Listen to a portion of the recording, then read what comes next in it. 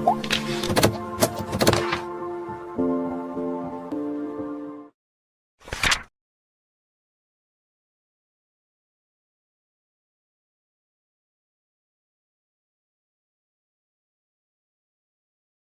hello everybody. I am Shubham Banerjee from Foodgenics, and today we have with us another very special guest and a very dear senior of us, Miss Ria Bhadra.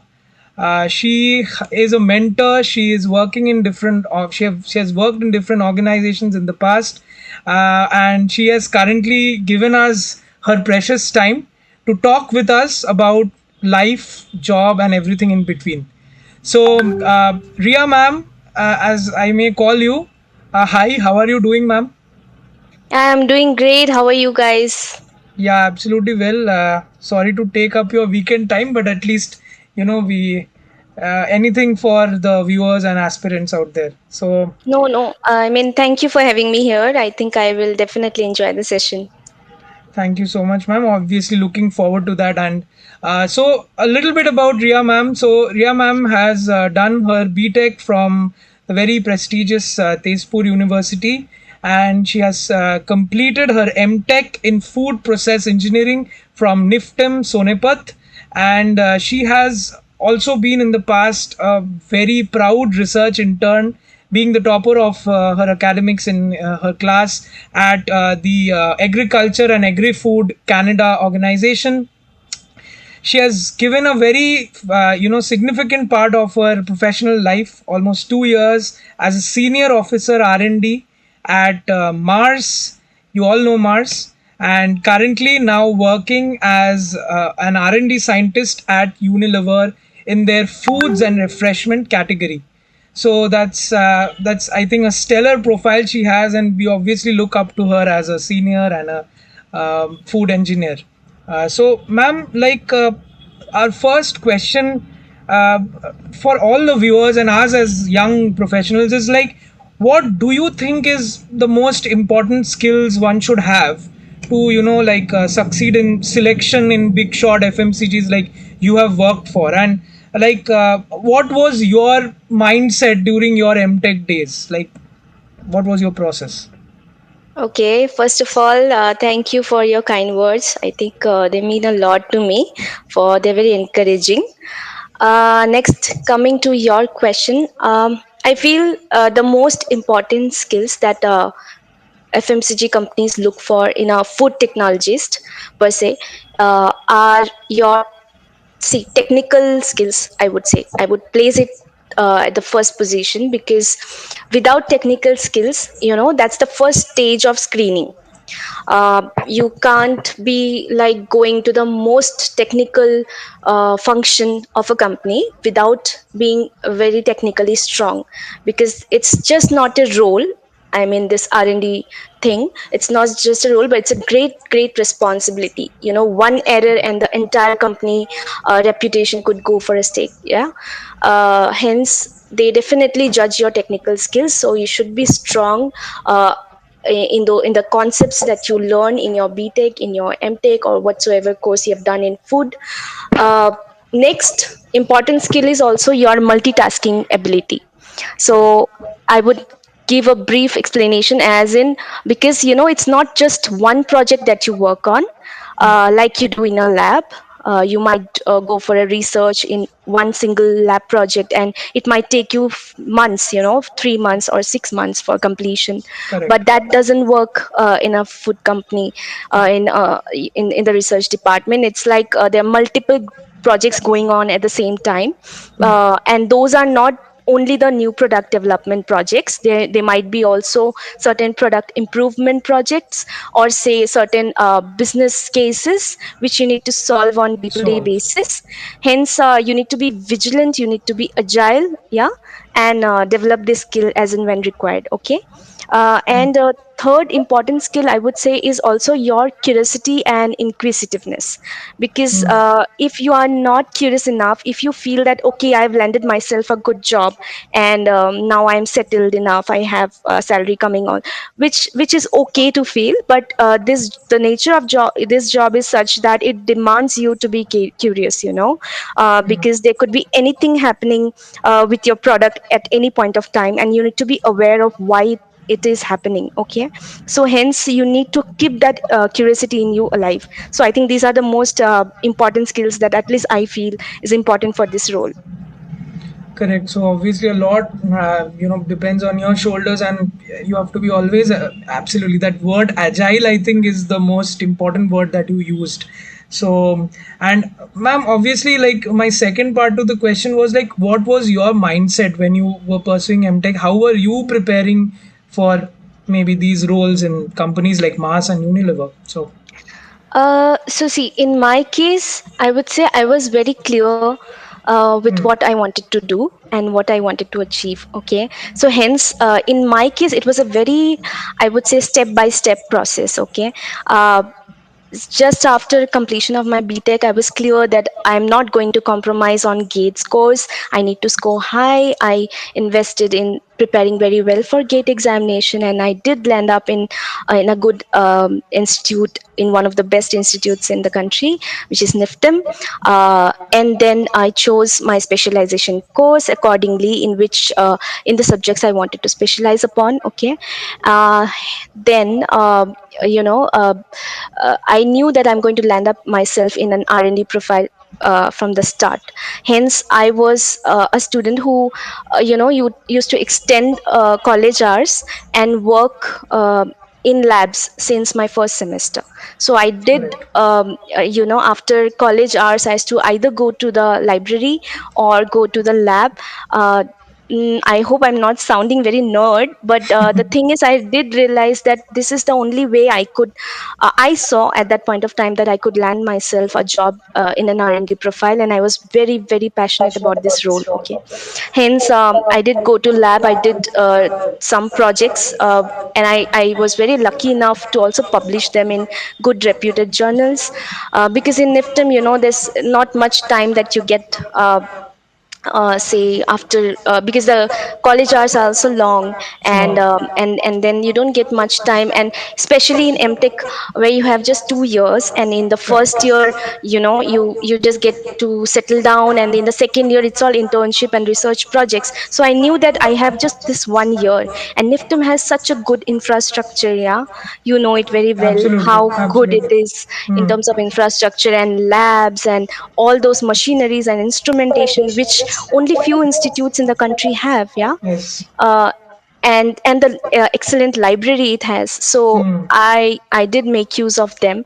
Also, I got a chance to visit, as you mentioned, Agriculture and Agri Food Canada, wherein I got to see the latest food technology, like food processing techniques which they were using. Yeah, which it actually kind of grounded my decision more, because I became, like, step by step, I became closer to uh, thinking, I mean, being passionate about this role, and also deciding on what I'm going to take up, right? uh, Correct. Also, one more thing is, I think before you choose up something, I mean, you choose what you're going to take up as a career, you should also try your hands in everything else also. I mean, not yeah, I mean, I'm not saying you should not be focused, but definitely get a hands on few other things, just to make yourself uh, you know assured of what you're going to choose. So just Okay. giving an example, when I did my project in ITC, during my internship in NIFTM, I did not work in their R&D department. I took up a finance project, kind of a value chain analysis, which is not anywhere linking to R&D, right? Okay. Uh, But then I did that. I although I thoroughly enjoyed that too, but then then I realized that okay, this is a very smart thing to do. Of course it is a very good kind of a role if I also go into an operation role or something like Operations. that. However, your passion is unique all the time. So then I also realized that okay, although this is a good thing to do, but I would like to have something more technical. I would like to be always associated with what I have learned. So I think that thing in me was very clear from the start, as you can see, like the story I shared. So that's all. I mean, I prepared that way, and I think one after the other, with the help of God's grace or what you call it, things fell in place, and I am where I am today. So obviously, it's not only that engineers are not, they are doing their last minute studies. You need to push a little bit further to get into the best, best company or the best atmosphere. So obviously, that's something inspirational and very well said by ma'am. So I think you already told us how has NIFTEM, given forged a very important role in your career to make you a better, well-rounded professional. So other than the lab facilities, which NIFTEM obviously prides upon, anything else which you feel for our aspirants who are currently going to NIFTEM, they should look out for when they enter the institute?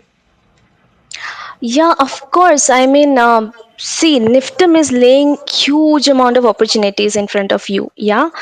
Uh, like counting those, I would start from the numerous tests which they conduct. Okay. Initially, I mean, for a student it might feel that okay, it's too much of tests and all of that, but gradually you realize that those tests keep you associated with your studies all the time. So you do Okay. not need to do the last minute touch up or brush up on concepts when you have companies coming on for placements. Correct. In those, Correct. in that hustle, you don't get too much of time to run and go back and start from the scratch. So when those tests keep happening, you are always associated with your studies. You do not need to take care of that part at least. Next Okay. is your presentations, which you might be aware how many presentations we go through in one semester. Yeah. Correct. Correct. uh, those presentations really develop your skills in terms of communication, in terms of expressing yourself. So one thing in my case which happened was, I think when I was in my BTech, I experienced one thing, that is, I did know, I mean, there was something in my mind going on which I wanted to express, but something was stopping me. I think it might be the fear of the crowd or whatsoever, but that Correct. did cause me some sort of negatives, Hmm. some gross negatives. Okay. Hmm. However, I think when I was through with the Niftim presentations, I did develop a good skill of presenting and expressing myself more than presenting. Hmm. Expression is very important, because this, it cannot be like something is there in your mind, but you're not able to express it and the point Express. is gone. Yeah. uh, that really helps, because in companies they don't give you time for going back and expressing yourself later on sometime. uh, for example, we are in a meeting and there are important points being discussed. You have something, you have your point of views, but just because you're not able to express them, you can't put them forward, which causes a lot of sort of impression in people's minds that okay, she is technically or he is technically sound, but haven't seen her or him speak up during meetings. Yeah. That's also a very important, I think, a skill which one should develop. And Hmm. this is not a skill to be developed in a day or two. It needs practice, and Niftim Practice. helps you do that. Yeah. uh, One is that. Second is again the this thing, the international exposure that I got. I don't think many institutes do that. Very No. rarely institutions. Very rarely. Yeah. And so I did really get a good exposure. I felt liberated. First time I got a chance to travel, and Travel that too abroad. for, yeah, abroad, and that too for something such a good cause, in a research organization, and learn many things from there. And yeah, a lab, although you did mention that okay, apart from lab, but I would still, sort of like sort of Emphasize give my, on the yeah, lab. on lab work, because Absolutely. I have practically felt the importance of it. Okay, and Correct. I would definitely put a pressure on the students to please utilize NIFTM's labs. Hmm. You don't get those instruments even in industries. Okay, Hmm. uh, Correct. even good reputed companies don't uh, can't afford all of them which NIFTM has, and that you get to realize only once when you are in there, and then you Hmm. realize, oh, I had that thing back in college where I didn't do any kind of experiments. I don't know what that instrument is used for, and today I'm having to send samples somewhere outside to get it analyzed. Yeah, so don't lose that chance. Carry out research projects, because each project will teach you, will give you some learnings or the other, and each project is unique of the from the other. Yeah, so take up different, go to different labs. There's FTL, there's food technology lab, there's food process engineering lab, there's animal husbandry lab. So there's a lot of labs, different kinds of projects. You can just tie up with different, Correct. yeah, teams and take up different projects and start working on them, because these projects are what will actually land you a job Job. in FMCG. Yeah, for sure.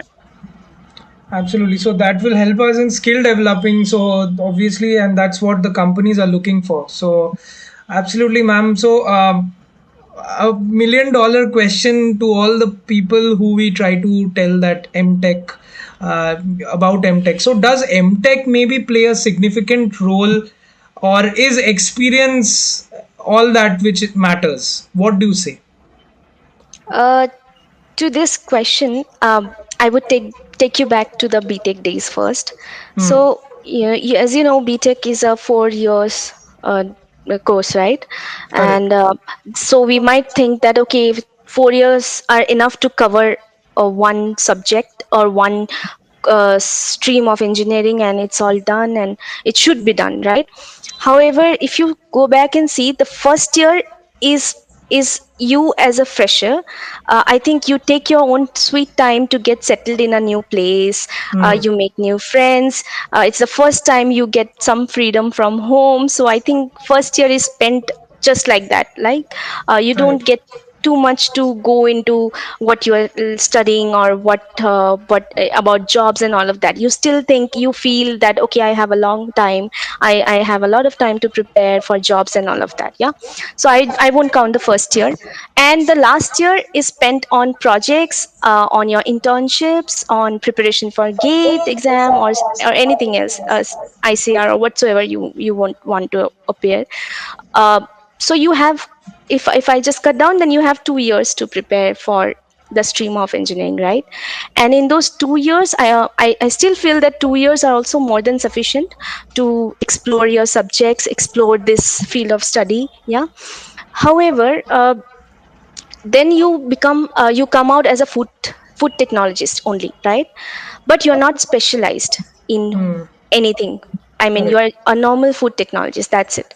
But uh, if you want to add something as a specialized course into your CV, or if you want to get specialized on some field, for example, NIFTM itself lays 5 different streams in which you can get specialized. That's so Correct. rare.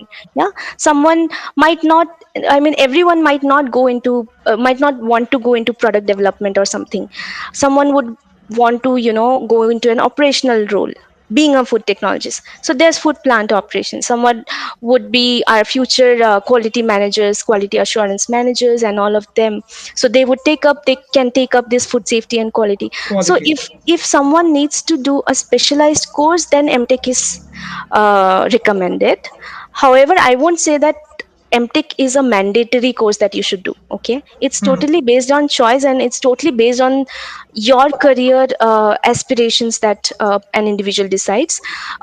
So for me, it was, since I wanted to take up R&D, R&D. I felt BTech was not enough, and I needed to do lab work. And lab work I could do only when I switch to I go for an MTech, because then I would get some time to Hmm. do Hmm. and continue on lab work, and then I make myself an eligible candidate for an R&D role. So that's, I think, clear. Got it. I guess that's the main motivation, that R&D, or if you want a more specialized, specific target-oriented goal, then MTech is the way to go. So obviously, coming to the next part, ma'am, is that many people don't get on-campus placements, right?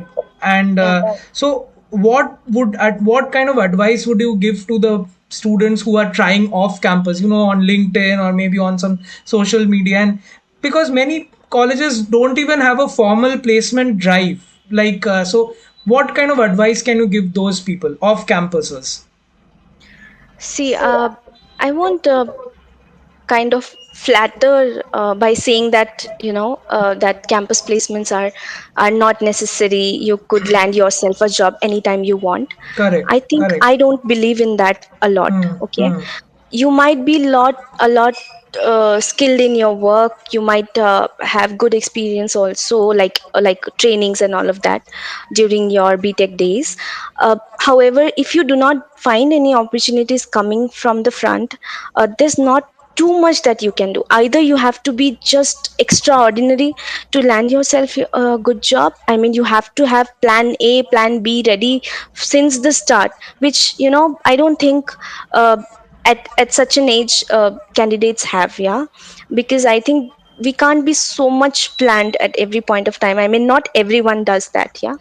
uh, so first of all, I would still motivate or kind of suggest you to try to get into some institute, do a background check, get a hold of their placements scenarios year to year, and try to get in there. Yeah, first thing to do. Okay, even if that's not at all possible, uh, then I think you should start focusing on this from the third year of your BTech itself, Correct. when you can see a clear scenario and you know that either I'm going to join MTech, I'm going for higher studies, or I just want a job. Even if you want a job, you can still do it.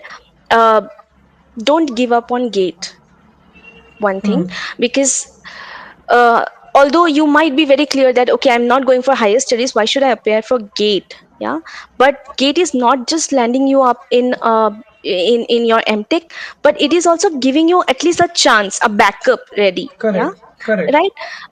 Another thing is, while preparing for gate, you know that you also become for certain other examinations. I mean, you become eligible for them because you are Absolutely. already prepared.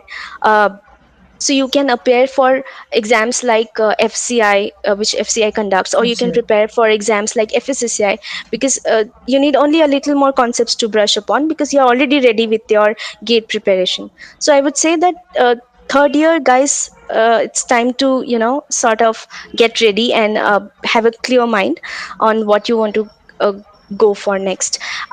Next thing is also, I have seen a lot of things coming up on LinkedIn also, that do not go for certifications, do not go for trainings. I'm not saying that they are I mean, they're wrong, or I mean, they also have their own point of views, but still, if you're a student at third year, you don't know what all would count. I would still suggest that take up trainings as much as possible. Okay, even if they're short term trainings, take up them. If you can go for internships in small summer internships, or say winter internships, you should go for them, because you should make your CV at least have some potential in it, right? Even if you're not going for higher studies. So I would say that choosing for MTech or choosing for higher studies is totally individual. I mean, it's an individual choice. But be prepared for, have backup plans, and be at least this minimal things you should get ready, in your third year of BTech. And also, maybe at worst scenarios, you can also, there are good startups coming up. Correct. Yeah, that we Absolutely. can see. It's I Yeah. mean, I think startups are booming like anything. Yeah, you can see Absolutely. over LinkedIn, and there's a lot of new trends in food that are coming up. So it's not a bad idea to also join a startup for initial period, because the bitter truth is that good MNCs would look for at least basic experience. Hmm. Not all of them would go for a fresher. That's the bitter truth. We have to Correct. agree, right? Absolutely. But startups might give you a chance, and a lot of startups do give you a chance based on how many trainings you have undergone during your BTech. Yeah, how many. Sort of how many projects you have worked upon. If you have some potential, definitely startups give you a good opportunity. So that's all. Buckle up and Yeah. get prepared for Absolutely. So not the only, worst. even if not internships, then many courses are out there to develop your skills, and I think many free courses are also out there on Coursera and other skill shares and all. So people can, if they want to, they can, upgrade themselves for jobs. Yeah, and And also also, since we yeah, mentioned about LinkedIn, I think LinkedIn is an excellent platform to grow connections. Yeah, correct. so I think students. I mean, even I realized this later in my life. I think I should have realized this much before. The potential of LinkedIn. It's not just the connections only. I mean, each connection is very fruitful. You get to learn at least something from someone. Other than that, there's also these LinkedIn courses. Yeah, uh, LinkedIn, yeah, yeah, correct. learning that you have. LinkedIn So Learning. you have all, I mean, you have numerous courses available on LinkedIn itself. So make use of that. I mean, they're not very expensive also. Even I tried going for a premium account. They give you a 1 month trial, and then they give you this premium account subscription, I think at a cost of around 1600, 1700, which you normally spend on parties and all of that. I think you can utilize those as well. Absolutely. Yeah. Yeah.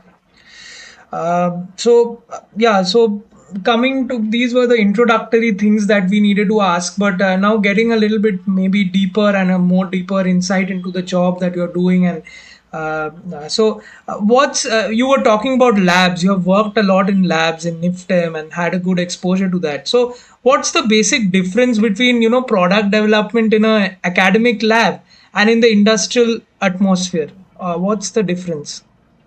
Okay. So, see, both are totally different experiences. Yeah. Correct. Working in a lab, you have your own time. You do not have someone poking you every day for what the progress is or Hmm. how fast you need to complete. You are given your own sweet period of, say, 3 months, 6 months for one project. Yeah.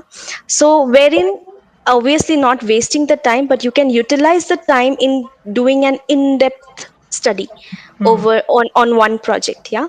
Correct. So you conduct experiments, you fail at experiments, you plan the next experiments, you write thesis, you read papers. You have a lot of experimentation opportunity. I mean, if you don't want to conduct 5 or 6 trials and you want to have n number of trials, you can do that. 30 trials, 40 trials, as per your wish. Yeah. Um and you have so many equipment in a lab. Yeah, instruments available Correct. Correct. that you can perform analysis upon. So you can widen your research. Yeah. And you can have an in-depth learning from the research that you're doing in Hmm. a lab. You can write a paper on it, whatever you want to do. Yeah, you can just broaden it. And uh, briefly, if I have to tell you, I think you can cover your entire food technology over one project itself. Yeah, because you can just take up one topic and perform an NPD on it. Hmm. A new product development. You can, since you're doing an NPD, you can conduct sensory. So Sensory. what different kinds of sensory tests are, so you get an exposure to that. Correct. Since it's a new product, you can do a micro analysis of that. It's a new product, you can also uh, judge the shelf life of how the food is behaving over time. So you have the liberty to expand and gain learnings from it, and then you prepare yourself. You are specialized, you're an expert in that topic. So which in an industrial setup doesn't work that way at all. Hmm. Hmm. It's uh, as I mentioned, there are multiple projects. It's not at all one project, it's multiple projects, multiple food items, each being different from the other. uh, some might be something as a drink, some is a jam, is a ketchup, is normal wet product, dry product. So there are ranges, different food ranges, right? And you need to be skilled in doing researches in all of them. And you don't have one project, you have say 10 different projects. Wow. And each one is business critical, yeah. Hmm. And Hmm. each one has certain set timelines. If you have to extend those, you need to seek permissions from the top management levels, because those Correct. goals are set at the beginning of the year and you need to deliver them, right? So you don't have that sweet time of performing the experiments at your own pace. Hmm. You have to Hmm. take say multiple trials in one day, yeah, Right. one after the another, one after the another, continuously. So and you can't expect a hand holding that you used to have during your lab setup, wherein a professor would come and see what is the progress. He would decide the next step and he would Right. plan the next experiment. That doesn't Right. happen here. You have to plan the next set of experiments, so you need to be vigilant enough to arrive at conclusions from the first trial. Okay, this is not working, I need to go for a different trial, and you need to conduct it in your own way. And then you explain to your manager or someone that why you did that trial, yeah. So those are the things, those are the complications that you have when you perform trials or experiments in a lab setup and in an industrial setup. So obviously, there's nobody to like sit and teach you everything at the industry, but in lab you have that opportunity. And maybe like since you are a very well seasoned professional, what's your process to crack problems in industries? Do you have a specific approach? Maybe like The only mantra which any researcher would have is always keeping yourself associated with new trends, new okay, industrial trends. Uh, correct. because you can't develop a product which is not very economical. Okay. Hmm. It Hmm. has to be very economical, because if today you create a product which is maybe which is already in the market at a lesser price, at a cheaper price, then consumers won't go for it and Hmm. your product is a fail. Yeah, you can't let that happen. Yeah. And developing a product takes a lot of time, a lot of resource. So hence uh, so you need to be very much aware of that fact. Aware. Yeah. Hmm. So what hence and industrial, by industrial trends, what I mean is, for example, say an ingredient had a price of x amount back then which you were using, and then suddenly its price has gone down, or there's a different alternative of it coming up in the market Hmm. which you are not aware of. So somebody else will use it and develop a cheaper Okay. product at the same product at a cheaper price. Cheaper price. So hence you need to keep yourself always updated. One is that. Second is your basic concepts. So today, if something happens with my product, because I have developed it, I should know why that thing is happening. If there's a spoilage, I should know what could be the defect. If I have no plans ready, the business is just going to come back and bombard me with questions that if you do not know this much, how could you develop this product? If you do not have the basic concepts ready, if you do not know what defects a product might have, if you have not done sufficient amount of studies, how could you develop this? So hence you need to be very much technically aware. And it's not possible that I remember things all the time. I mean, whatever I have learned in my btech, I am also a human being, I keep forgetting things. hence Okay. um hence I take up this thing as like on weekends, or say at intervals, I go through some trainings on the same topics which I might have done few years back. Few Okay. years back. Correct. So that helps me. And also I'm lucky enough that at least Unilever keeps on organizing such trainings for us. So in Okay. the categories that we work upon, we have our global teams who kind of arrange those trainings for us, and Yes. we get a good amount of training, and hence we need to keep brushing up with concepts. Correct. So that's the only mantra that you have, that I which I follow. Staying aware of what's happening and obviously always be in a learning mode. That's what I can say. That's the nature of the job. If you have chosen up this job, you have to give this much, and that too with passion. You can't be complaining at all. Correct. Complaining is one more issue, I guess.